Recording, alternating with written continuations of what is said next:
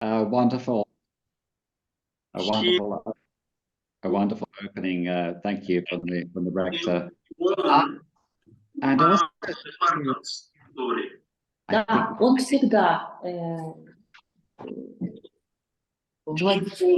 да. Oh, sorry for this. Okay. And thank you, Nadia. I didn't realize that there was a presentation before this one, but it looked like I came in at the end, Nadia, and it looked like you've said everything there is to say about CLIL. So no, I'm not sure if we need my presentation, but anyway, we do. I'm ready to go.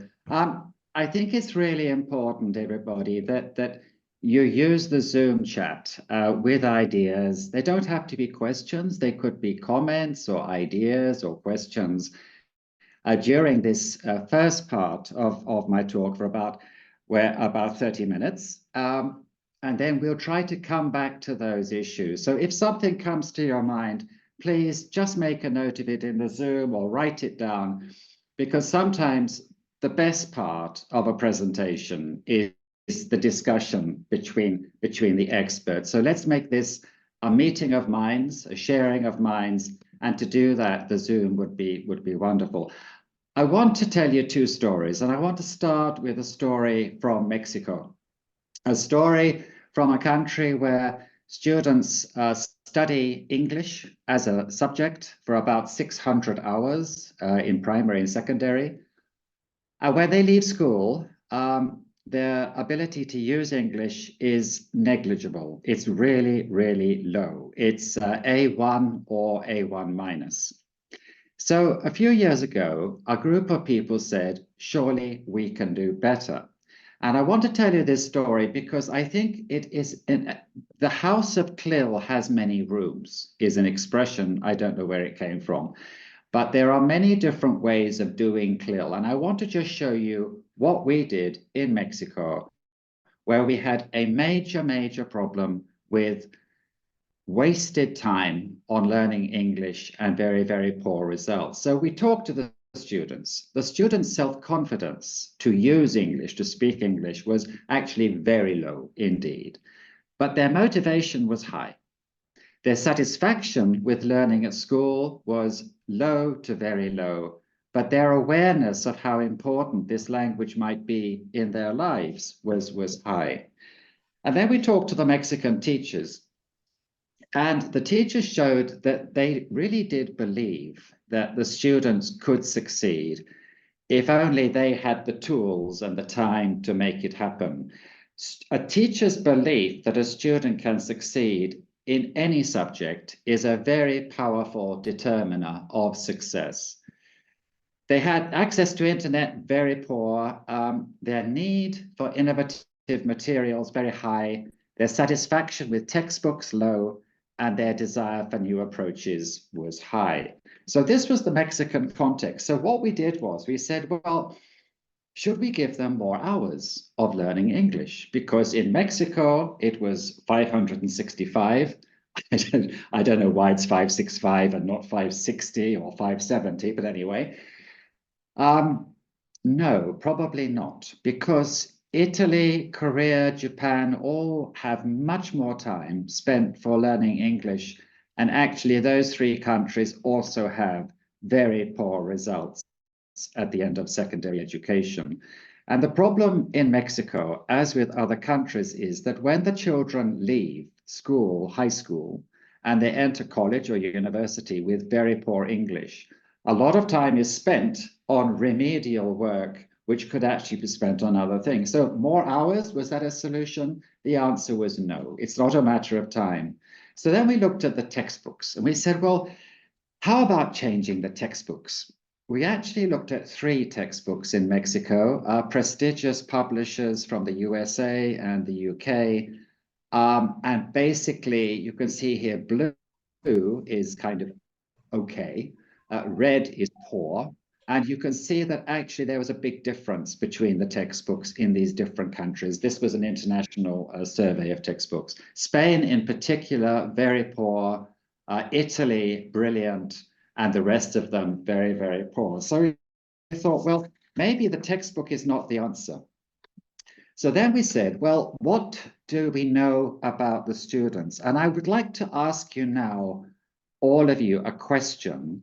And if you could write something in the Zoom, and then could Marina or somebody else just tell me, so I don't go out of the presentation, what kinds of things are people writing? Obviously, this is a traumatic period in Ukraine for young people and everybody else. But what do we know about, if you like, the mindset of Ukrainian young people aged, let's say 12 to 20 at the moment? As teachers, what do we know about them in terms of their attitudes towards learning languages? Could you just make a note in the Zoom?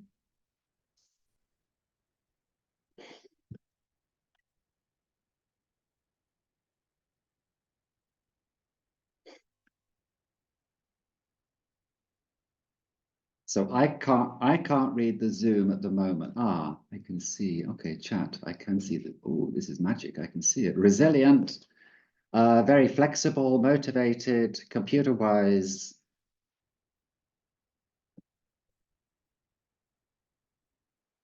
Yeah. Changing, creative. iKids. So nice.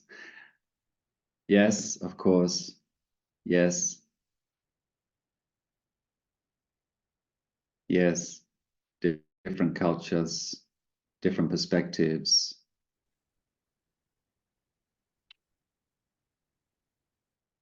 Lazy at times, yes, just like the adult. Okay. GPT resilient. Okay, let me go back out of that.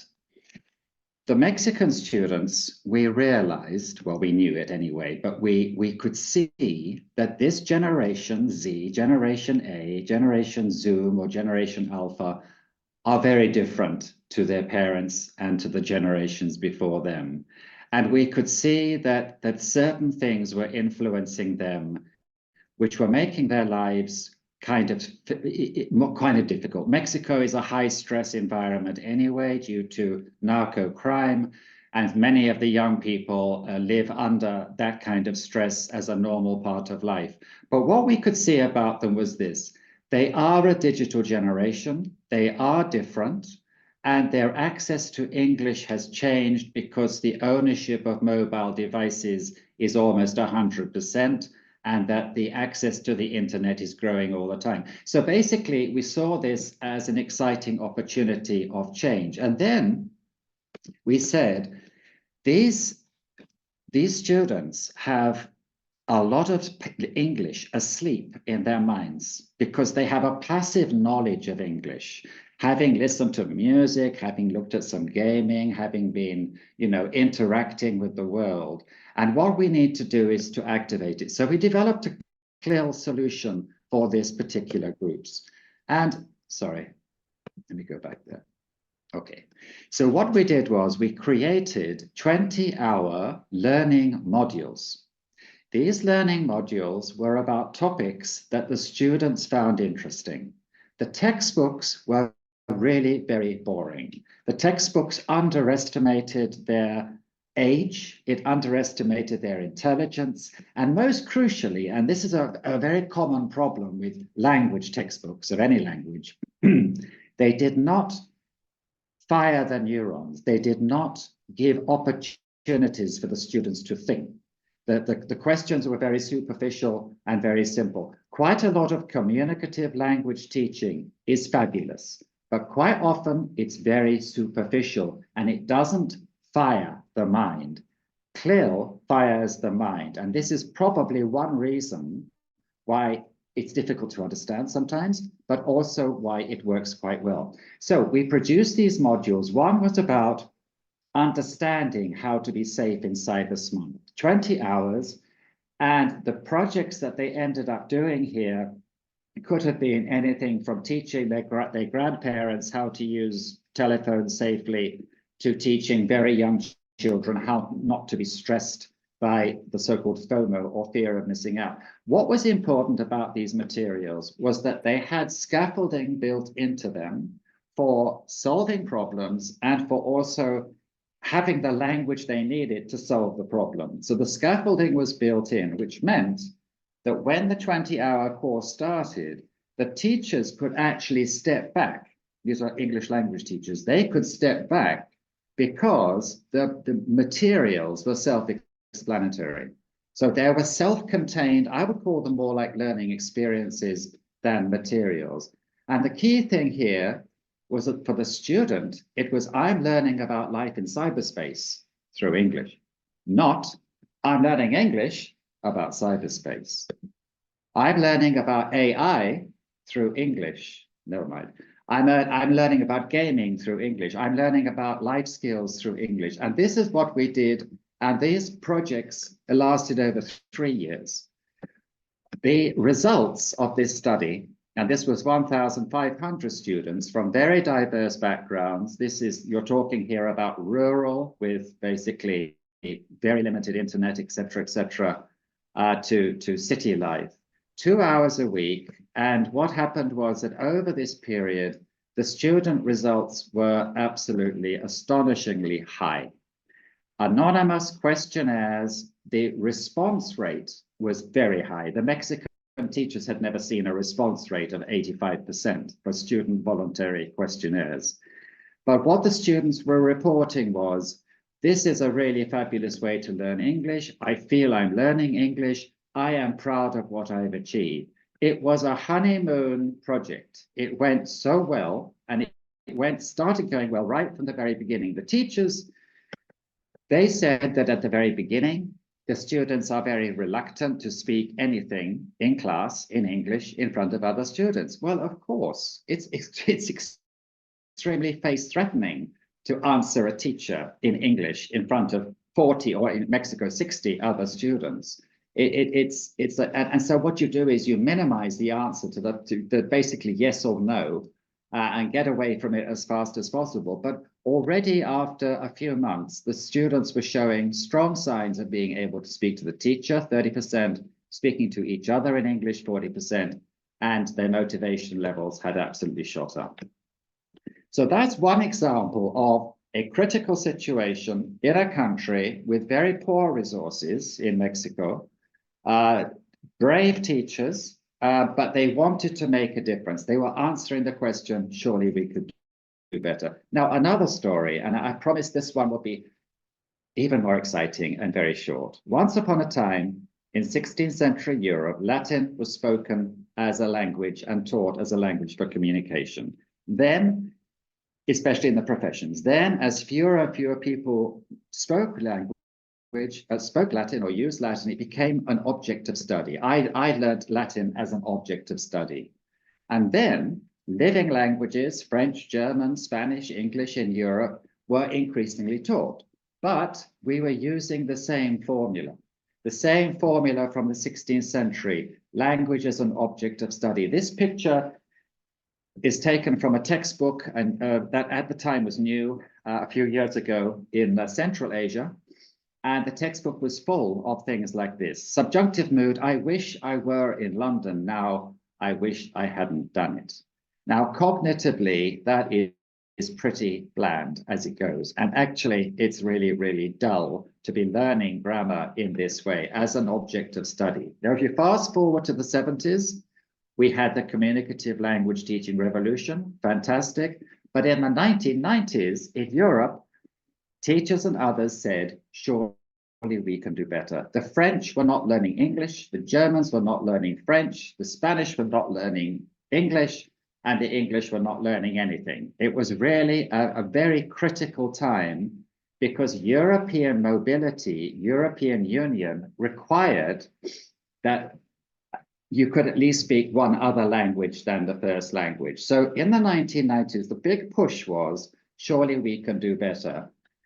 And at that time, teachers and other leading edge researchers came together, and they were helped with this through new research, especially research on mind and brain, which said that actually learning about the language is unnatural, and learning through the language is more natural.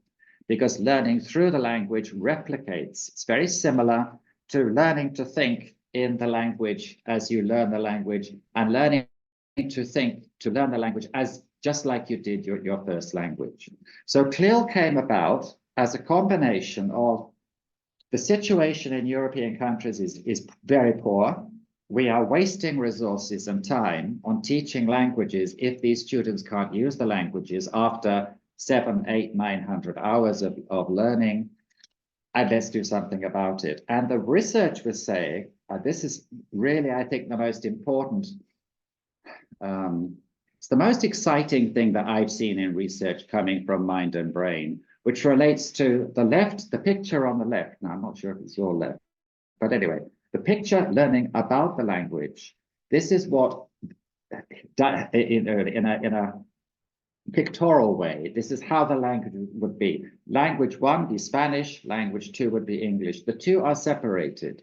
You know, as a Spanish speaker, I'm going to switch into English and then I'm going to switch back to Spanish. But if we learn through the language, it's the same, the two languages become additive and become supporting each other. So when I think, I'm actually drawing on the two languages. And if those languages are very different from each other, like Ukrainian and English or Finnish and English, the advantage is even greater because the cognitive capacity to think in different ways is even greater. So the research and the teaching led to the development about 30 years ago of something called CLIL, and we saw a wonderful definition there earlier in Nadia's presentation. This is slightly different. A dual focused educational approach in which an additional language is used for the learning and teaching of both content and language. That word both is absolutely essential in understanding what CLIL is, because CLIL is not a sort of language enhanced teaching like content-based language instruction. It is something very slightly different, or very different. Teaching through English or another language requires adapted pedagogies. It requires a bilingual, if you like, they can be called bilingual pedagogies. We always purposefully try to avoid the word bilingual because it has different understanding in different parts of the world in English language. That's why the first term for CLIL was actually MBE, which is mainstream bilingual education, because we wanted to mainstream, we wanted to increase access to quality language teaching in public schools, public education. But that didn't last very long because the term bilingual is a very difficult term. However, if we do CLIL, we are not using the same methodologies as if we're teaching in the first language. There's a lot of confusion out there between CLIL and EMI.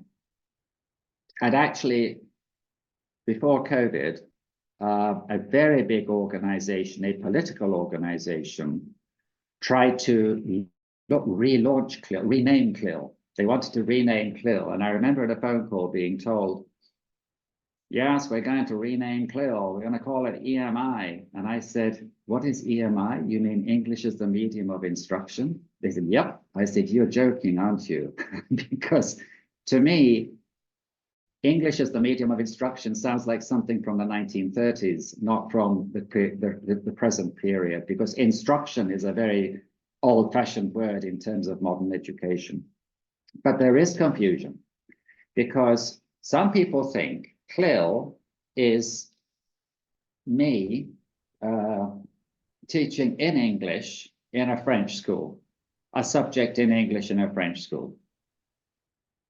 The key point about CLIL is not actually the language that is being used, it is the pedagogies that are being used in that learning situation. And there's the main difference. EMI is a monolingual approach. It's like a person from Birmingham, England, or Birmingham, Alabama, comes to Kiev, and they start teaching in an international school just as if they were in Alabama or the UK.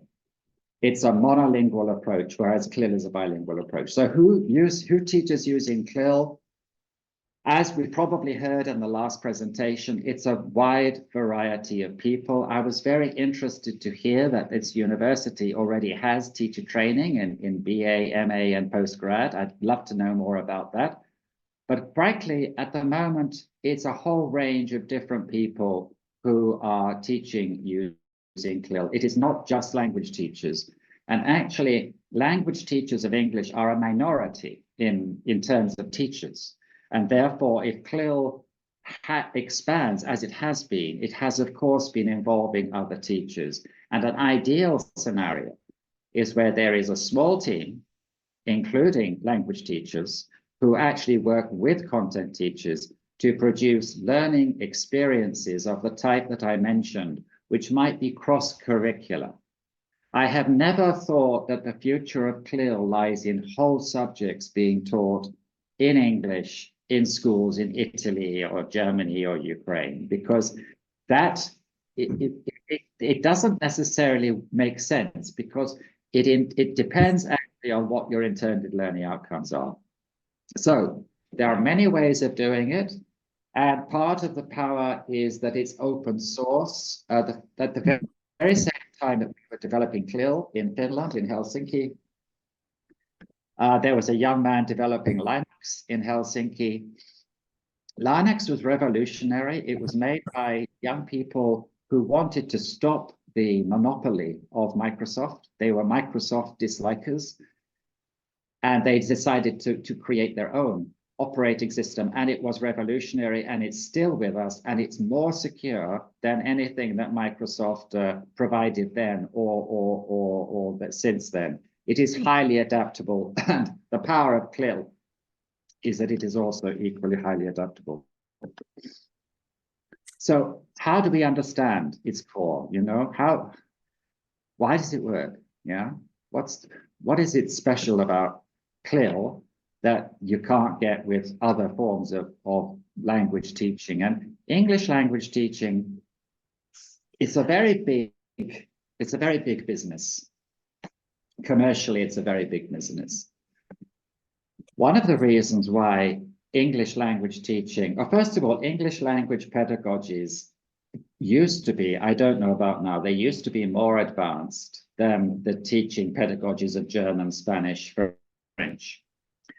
One of the reasons for that was that there was so much more money being made out of English and being put into English. But English language teaching has been very much in the hands of private entities, commercial entities, publishing houses, and particularly testing. Testing is a very high profit industry in the world. These IELTS or TOEFL tests, they generate huge amounts of money.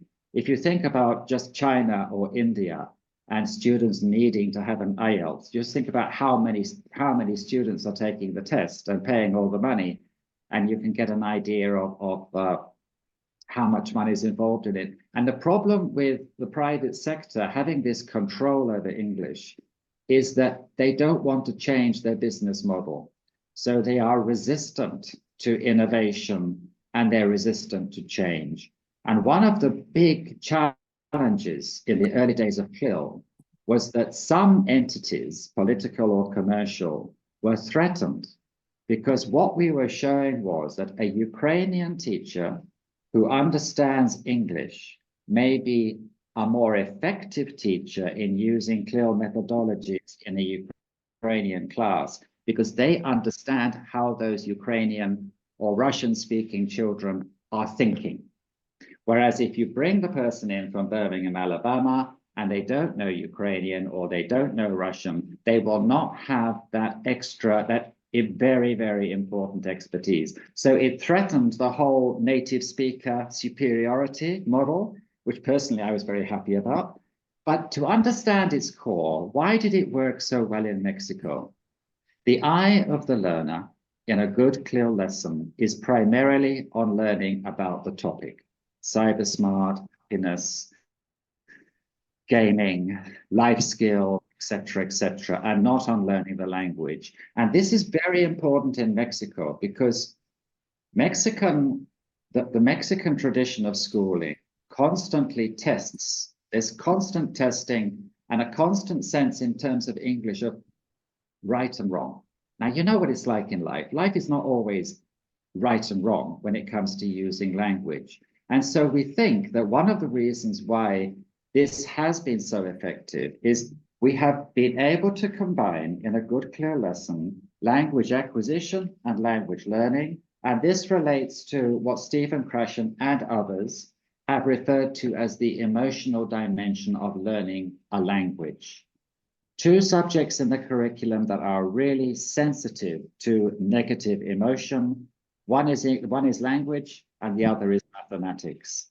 So if you go to school and your family say, oh, we don't speak English, it's so difficult, you know, we can't learn English, it's very difficult. If that's your inheritance at home, and you come to school and then, you know, you're laughed at because you say something funny when the teacher asks you a question in primary, or you don't do very well in tests, and then you get test anxiety, that will develop a profound negative cloud over your head, and that will stop you, prevent you from being able to immerse yourself in the joy of learning a language, because emotions drive attention and attention drives learning and memory. So I think one of the reasons why CLIL can work so well with so many students is that it stops this negativity. It gives them a positive way of approaching the language. And if we look at how much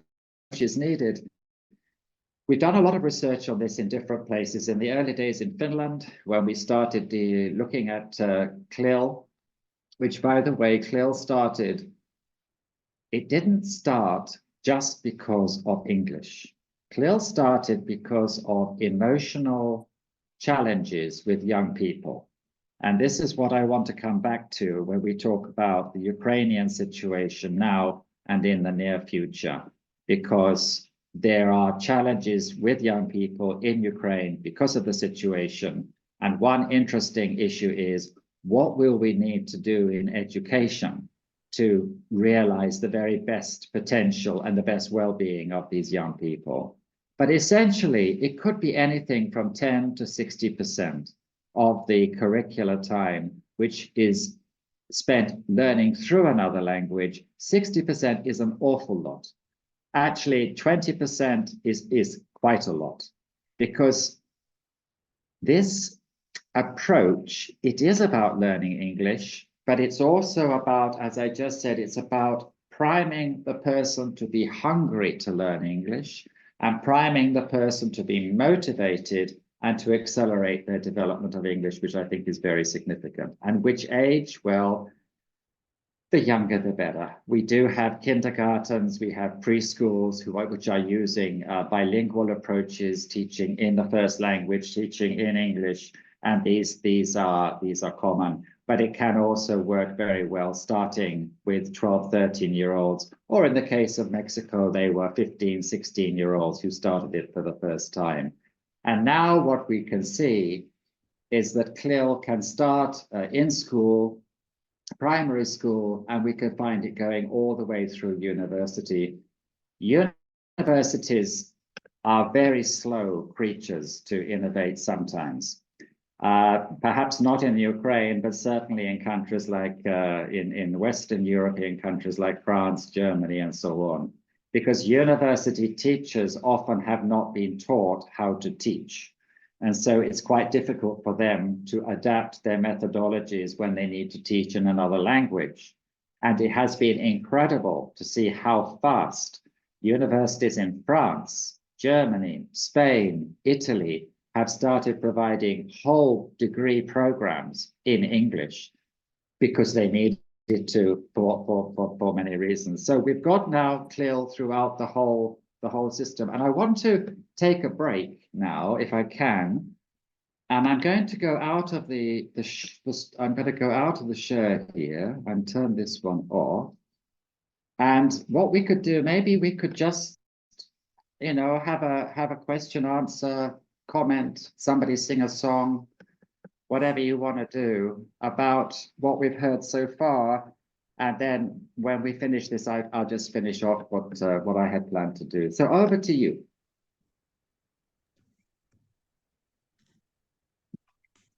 Uriel, please. So first of all, I would like to thank for your lecture. So it's like touching Shakespeare in methodology. I mean, you're Shakespeare in methodology for teachers of the English language. Thanks a lot for Ukrainian content. So you think about Ukraine, etc. I have one question. You see, I combine teaching at school and at university. And a lot of my colleagues at university say that CLIL is impossible at university. Can I use this video that it is possible at university, yeah? I don't know. I didn't wear any makeup today, you know, and I sort of So it's possible. Uriel, you use what you wanted. I'm sure it's possible. Yes, you need to talk to Marina, but yes, it's possible. I'm also wondering about where I could direct you. Can I go back to Mexico a moment? The second biggest university in Mexico, we have trained about 400 professors of medicine, law, or a whole range of subjects in CLIL. Now, when we started, I was worried because I was in charge of the program, and I had a whole team with me going into Mexico to do the training. I was worried because I thought university teachers, maybe 30% of them will be quite cynical, and 30% of them will not come because they're so busy, and 20% of them will get lost somewhere, and we'll only have a very small group. The attendance rate throughout the course was magnificent. The professors were magnificent. And the feedback was really interesting because one of the things they said was, I don't like teaching. I've been in this university for 15 years. The students get younger and younger. I'm bored with teaching, and I don't get any points for teaching. I need to do research, right? By developing CLIL, they came back and said, gosh, I really enjoy teaching now because finally I've learned how to teach. Because when they were trained in CLIL to teach through English, it helped them to teach through the first language. So Uriel, don't give up. There are ways of encouraging university departments to get more engaged with offering some modules in English. Another factor is that a Ukrainian professor needs to publish. An Italian professor needs to publish. And unfortunately, the world, it's the way it is, but unfortunately, they need to write in English. And if they're not using English in a weekly basis, it's much, much tougher and harder, even with ChatGPT, to write in English. So there is hope. But yes, use what you want. And I will show you a website at the end of it where you might find some better material that you might.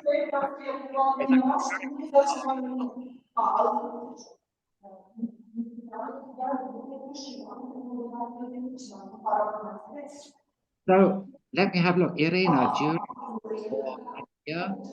and use any language you want, because I'm sure we can find a way to understand each other. Is there anything that you would like to ask or to say at this point?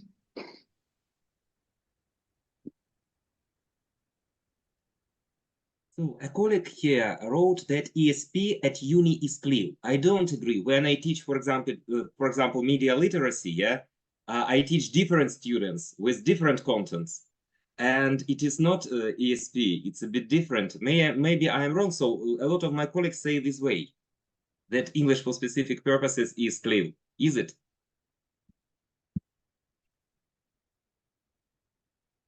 How can I say this diplomatically? No, it's not CLIL. ESP is a wonderful thing, like many things in life, but it's not CLIL. I was taught when I was in the 1970s and I was trained as a teacher, I was trained in ESP and so on.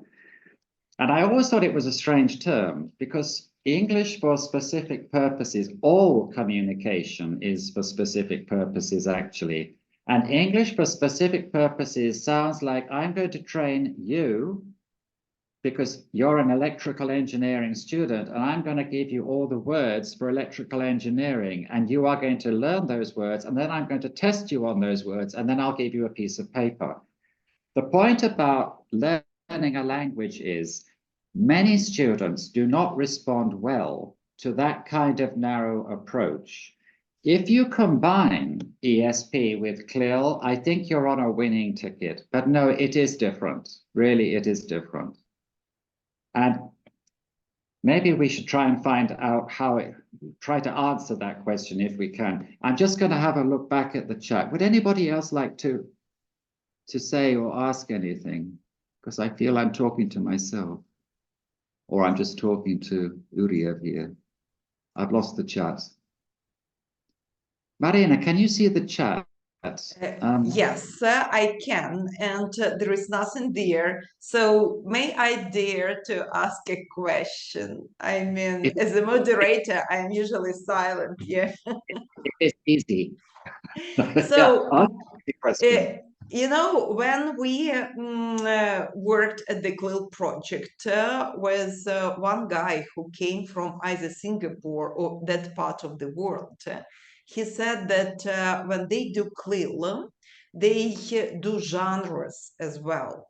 And by genres, he made the systemic functional linguistic approach, like something that is close to our thinking skills or to Bloom's taxonomy or to all the things. And I was surprised how much, and he said that in their part of the world, the genres are really a part of CLIL. Like they define the genre first, for example, it's an explanation, or it's a cyclic explanation, or it's this is a categorization, or this is a report. And then they take the language of the genre, and then they define this language like in students' native language, and then using the strategies, the genre strategies, they do the same in English. How popular is it? And I mean, how this approach is not a pure scaffolding, but what else does it add to the whole idea of CLIL? Yeah, thank you. Yeah, I think that genre-based teaching is one of those rooms. It's one of those CLIL type rooms for sure. Yeah. The meta linguistic awareness is crucial for CLIL. And yeah.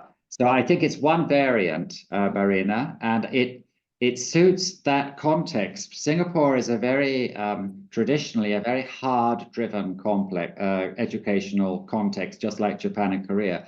But Victoria here has noted that Ukrainian students are very pragmatic about their studies. They are Victoria, we have an expression, I don't know if you know it, it's credit hunters. They're credit hunters. If they don't see the credits there at the end of the road, they don't bother. You know, it's not of any interest. This is one of the very sad things that has happened in education. And actually, these digital students are worse. They are more bad. I can't even speak English anymore. They are worse credit hunters than we've seen for a long time, because they feel as if they are clients. I don't know if you've noticed this in Ukraine, but we've seen it all across Europe, for example, where the teacher is seen as a provider who should serve the interests of the student. Absolute disaster. That lack of respect has been driven by politicians in Europe, because often politicians, they kick education because it's so easy to get popularity, but it's also part of the social media kind of world. Now, I do agree with you that students are pragmatic about credits. That's why when we do the CLIL, we have to have assessment built in so that there are credits. Now, something is happening out there, which is very, very big. And I was going to come back to that in a minute. No, I'm not.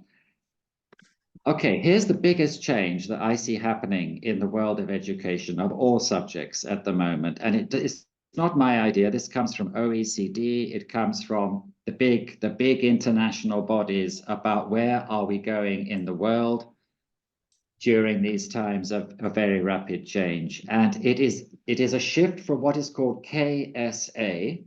KSA, which sounds like Kingdom of Saudi Arabia, but anyway, it's not. KSA means you are at school, you're at university primarily to learn knowledge, knowledge. Maybe, if you're lucky, you'll leave school with a few skills. Yeah, maybe. And perhaps I'll influence your attitudes. And I don't really care about your attitudes because I can't test them. KSA is the old model of education. My education is probably your education, but now the shift has moved. And this is very important in terms of languages as well. And the shift has moved to ASK, ask, where the attitudes have to come first. We have to have the attitudes of these young people geared appropriately for them to want to learn and to be able to learn. And in a trauma situation, in a crisis situation, that is ever more important. And I said, as I said earlier, when I look at the situation in Ukraine, and I hope and I pray that very soon we're on the road to recovery, and this is the time to introduce innovative educational experiences which support and which boost the mental well-being, especially of young people. ASK, attitudes. We have to get the attitudes right. Why are we here? Why are we learning English? Why are we learning English in this way? And if you're worried about your points, your credits, this is how you get them. Skills. When we start the program, these are the competencies, these are the skills you're going to acquire. Every one of those Mexican modules had intended learning outcomes, and they were clearly defined as skills. Mexicans young people are very bad at teamwork. They're very bad at collaborative work. Teamwork, collaborative work are essential skills for future work. They're absolutely essential. So ask is attitudes, skills, and their knowledge, because if you learn how to access the knowledge, if you learn to discriminate between fake knowledge and real knowledge, and goodness me, isn't that important, then that is the way that we're moving forward. And I think CLIL provides a way to do that. But coming back to this, to what you've written there, Victoria, yeah, we have to show that what they're learning has a purpose and give them a number. Seeing different perspectives, I just want to mention one word which has been very popular. In fact, it became too popular, I think, and it's translanguaging, which is a very interesting methodological approach common to quality CLIL. As English teachers, many of us have had a problem with wanting to keep the class English only. Okay, in this class, you speak English, no other language. I understand that. I understand why that's happened. But if you force young people to speak a language, and language is so closely geared to emotion, you're asking for trouble. You have to entice them. You have to, it's like there's a saying in English, if you take a donkey to the well, you can't force it to drink water, you know? There has to be an incentive for those young people. And part of that incentive with CLIL is give them a chance to learn something that they're interested in, give them autonomy, give them power, yeah, where they feel responsible for their own learning. And let's break this traditional cycle of feeding them with knowledge. Could that be done through project-based learning? Yes, it could. But unfortunately, when we do project-based learning, often in schools or in colleges, the teacher still remains dominant because we've got into this cultural thing in some schools and colleges where, you know, students sit there like sacks of potatoes on the chairs, and they expect the teacher to give everything. And they might even say to the teacher, I don't want to do pair work. I don't want to play games. Tell me what I need for the exam. I do understand all of that. But that world is changing very, very fast. And as teachers, we have the toughest possible job because we need to change the attitudes of the students. We need to change the attitudes of the elephant in the room, and that is the parents, who can be very difficult indeed, very demanding. And then we have to change the attitudes of other teachers, some of whom are cynical. They've been doing the job too long. They feel underpaid, underappreciated, and they just wanna stop. And, you know, if you're in a school or a college like that, it's a very sad place to be. In fact, that was my first experience when I first started teaching at university, which is why I quit teaching in a department after 2 years, because I thought I need something more in my life. And that's when I moved into international education. Are there any other comments that anybody would like to say about anything that's been said? Or can I give you a quick class test then? Yes. David, may I Please. Hi. just join in? Hi. I'm an occasional, or was before the war, an occasional visitor to this university. Your highlighting of skills perhaps answers the question that you rhetorically posited, but also Yuri was asking, looking at university rather than schools. If you highlight a course as concentrating on skills, then you naturally create competencies as the indicators of performance or your marking system or whatever. So the attitude and the knowledge support what you've beautifully highlighted as skill in big letters, skill. If you offer the course, if one offers the course at university level, where it is skill focused, and then you add the description structure and the measurement structure and the pedagogic behavior in the lecture, seminar, tutorial, whatever it is, the session, then you catch the attitude, you catch that wish to learn. If you're in the university level, then of course we tend not to have the helicopter pushy or other style of parent that you've mentioned exists with the school. But my experience, which comes from professional instructing, air traffic control, for example, is that absolutely, as you say, and this is really answering Yuri's point,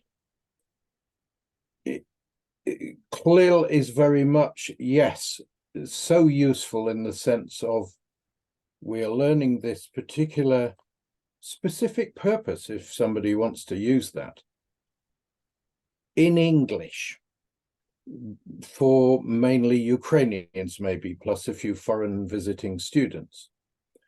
But I totally agree with you that it's not that horrible 110% immersion obsession. It is more a polyglot, or even the Ukrainians might accept a Surgic approach. You use the better of the two languages to make an explanation if it fits. That might be Ukrainian. Yeah. In Eastern Ukraine, it may even be Russian, be pragmatic. And I greatly laud your point about skills as being in the spotlight there. Thanks, Anthony. Thanks, Anthony, very much. I came across the preface to a book, and it described CLIL as a cult. And I thought, oh, no, it's not a cult. Please, it's not a cult. When we looked at immersion, Anthony, back where CLIL was formed after 2 years of studying, going around the world and saying what works, what works that we could bring into a public educational system. And immersion was very strict, and Canadian immersion. So we said, no, we can't abide by these rules and so on. The university students are a problem. I mean, I have very close friends, my wife and others, who work in universities here in Finland, and you can see that the change of the students and the credit hunting in particular. But they've got to have agency, and they've got to have efficacy. They've got to have responsibility for their learning, and they've got to believe in themselves as learners. But we have a problem in the English world, in the Anglosphere at the moment, which is quite shocking. It does apply also to some Latin American countries. Your context is so different that one doesn't know if it applies there. But in these sort of privileged, relatively calm countries like the USA, we're seeing a fast rise of depression amongst young people, anxiety, and other dreadful thoughts. It's very, very fast, and it started around 2010. And the rise from the biggest research study, which is the National, I've forgotten, it's a long American name, I've forgotten, the Prevention of Diseases and something, is astronomical, especially in terms of women. So young women are suffering on a scale we have never seen before in Ireland, Canada, England, Australia, New Zealand, and so on. And it could be that they are also suffering in that way in Ukraine, plus having the trauma of losing loved ones and all of that. So there is a need, I think, for us to respond to these young people who haven't just changed because of the digital world, but are rapidly also being affected by well-being. So it could be that, agency and efficacy and the skills, Anthony, that you just mentioned could be a part of it. I'm sorry I'm commenting for so many words. In Finland, we're famous for not using many words. So if anybody asks me now a question, I promise I'll use very few words. I'll be very Finnish. Would anybody like to say anything else at this point?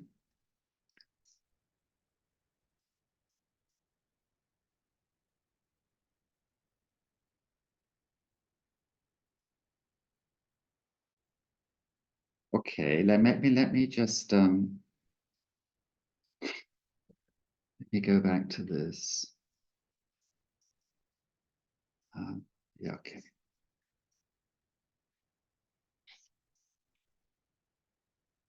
"30 years ago, in the early 1990s, when CLIL was launched, I was working heavily with European Commission funding. And CLIL was very much supported heavily by the European Union. And it has remained a priority in education, amazingly, for those 30 years. It's still there, stressed in European directives. In the near future, there will be almost certainly much greater mobility, funding and opportunities for teachers, professors and students to engage with the family countries in the European Union. And the CLIL is kind of part of education in some parts of Europe very, very strongly. Spain is an absolute leader in introducing CLIL methodologies because they had a crisis, and the crisis was that nobody was learning English. Italy is a leader in developing this, especially at school level, and so on and so on. So what we didn't know back then, 30 years ago, was just how futuristic CLIL is.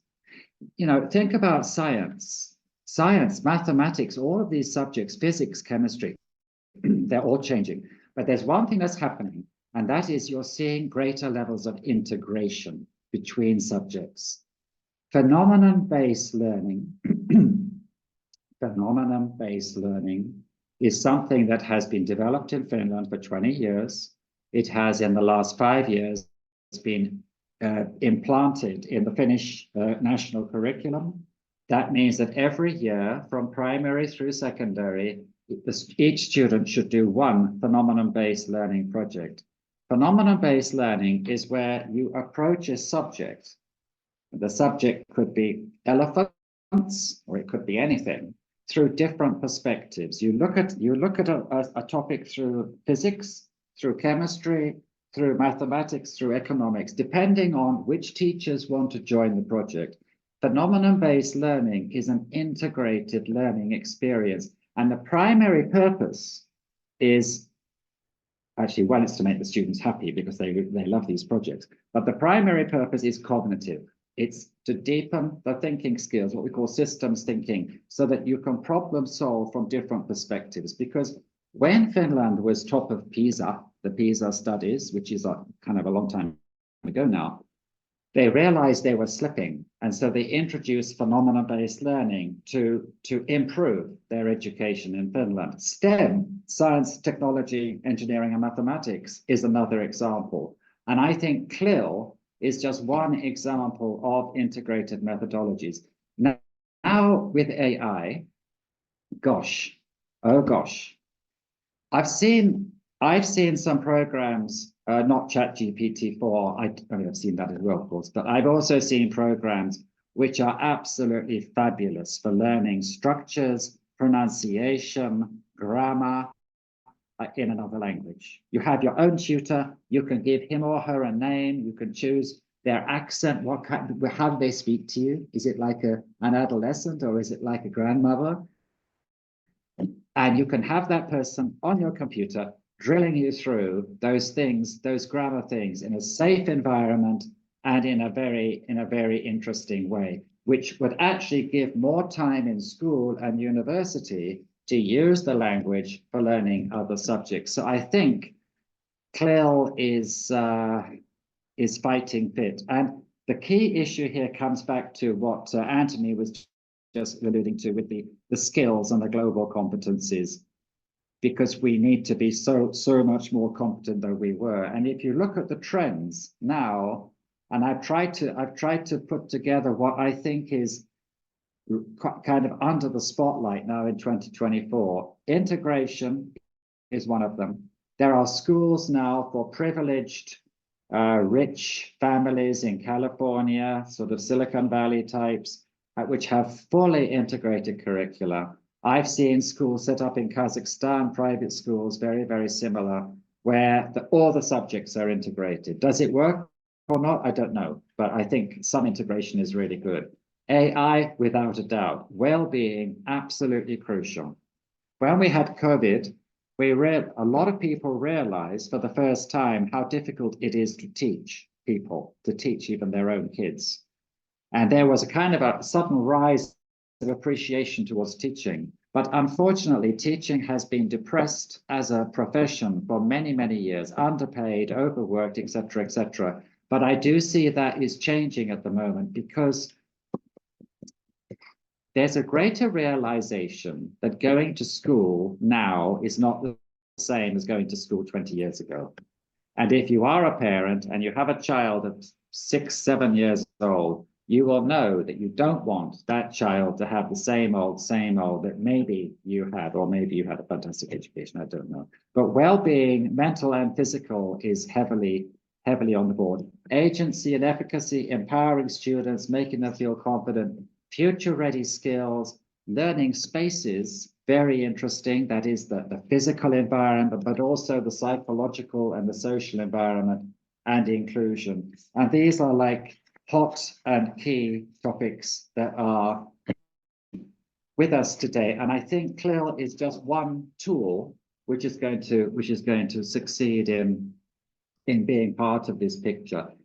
Back in the 1990s, I thought CLIL would have a lifespan of, I don't know, 5 to 10 years maximum, absolute maximum. I thought, this will be a flash in the pan, but sooner or later, the publishing houses, they'll get a hold of it, they'll change it, they'll find ways to start selling things through it. And when that happens, often it dumbs down. But it never happened that way. CLIL was driven by people possibly like yourselves, by people who say, surely we can do better, and people who feel that they want to do better because they want to improve their lives, and they want to do the very best for the children and young people in their care. A favorite word of mine in Finnish is näkemiin. It's a bit early to say it actually, but it means see you later. And I thought I'd just teach you at least one Finnish word whilst we're here. Now back to you.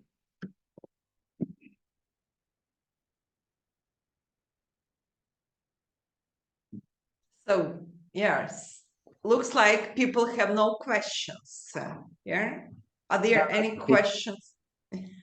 People are busy and yeah, they are digesting the whole the information. Let me write this site down for you in the chat, because I have a website, but I've I'm not a social media person. I don't Facebook. I don't LinkedIn. I'm very boring in that sense. But actually, you know, it makes me happy because I'm so glad I'm not all into all these different networks. But I do have a website where I put some things that I think might be of interest for people in the form of video or I don't know, whatever, presentations, podcasts, and so on. So if you are interested, there is a website there where you might find something that might possibly be of interest.